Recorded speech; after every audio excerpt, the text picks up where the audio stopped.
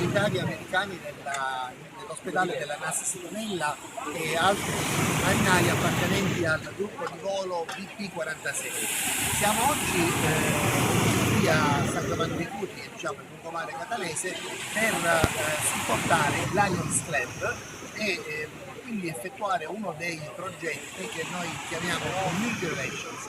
È un progetto di buon vicinato che porta i militari americani a dare aiuto, a dare supporto alle comunità locali.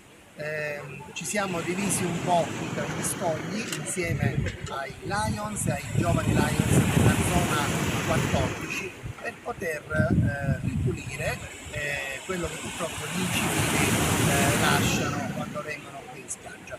Quindi un progetto importante che viene fatto ogni anno e noi ogni anno supportiamo i Lions Club. Ovviamente noi non facciamo solo questo, facciamo anche tante attività nelle scuole siciliane di inglese, un progetto linguistico interculturale e poi facciamo anche altre attività sociali per aiutare delle parrocchie, delle case di carità, dei centri per disabili e tante attività simili.